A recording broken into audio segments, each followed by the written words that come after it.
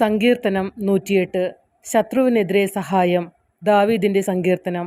എൻ്റെ ഹൃദയം ഒരുങ്ങിയിരിക്കുന്നു, ദൈവമേ, എൻ്റെ ഹൃദയം ഒരുങ്ങിയിരിക്കുന്നു.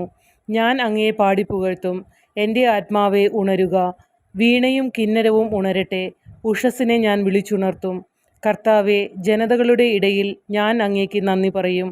ജനപദങ്ങളുടെ ഇടയിൽ ഞാൻ അങ്ങേക്ക് സ്തോത്രങ്ങളാലപിക്കും. അങ്ങയുടെ കാരുണ്യം ആകാശത്തേക്കാൾ ഉന്നതമാണ്. അങ്ങയുടെ വിശ്വസ്തത മേഘങ്ങളോളം എത്തുന്നു. ദൈവമേ, ആകാശത്തിനുമേൽ അങ്ങ് ഉയർന്നു നിൽക്കണമേ. അങ്ങയുടെ മഹത്വം ഭൂമിയിലെങ്ങും വ്യാപിക്കട്ടെ. അങ്ങ് സ്നേഹിക്കുന്നവർ മോചിതരാകട്ടെ. വലതുകൈ നീട്ടി എന്നെ സഹായിക്കുകയും എനിക്ക് ഉത്തരമരുളുകയും ചെയ്യണമേ. ദൈവം തൻ്റെ വിശുദ്ധ മന്ദിരത്തിൽ വെച്ച് വാഗ്ദാനം ചെയ്തു, ജയഘോഷത്തോടെ ഞാൻ ശെഖേമിനെ വിഭജിക്കും, സുക്കോത്തു താഴ്വരയെ അളന്നു തിരിക്കും.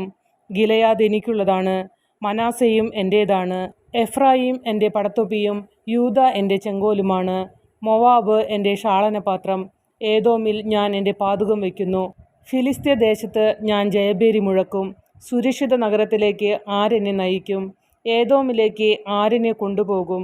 ദൈവമേ, അങ്ങ് ഞങ്ങളെ പരിത്യജിച്ചില്ലേ? ദൈവമേ, അങ്ങ് ഞങ്ങളുടെ സൈന്യത്തോടൊത്ത് നീങ്ങുന്നില്ലല്ലോ. ശത്രുവിനെതിരെ ഞങ്ങളെ സഹായിക്കണമേ. എന്തെന്നാൽ മനുഷ്യൻ്റെ സഹായം നിഷ്ഫലമാണ്. ദൈവം കൂടെയുണ്ടെങ്കിൽ ഞങ്ങൾ ധീരമായി പൊരുതും.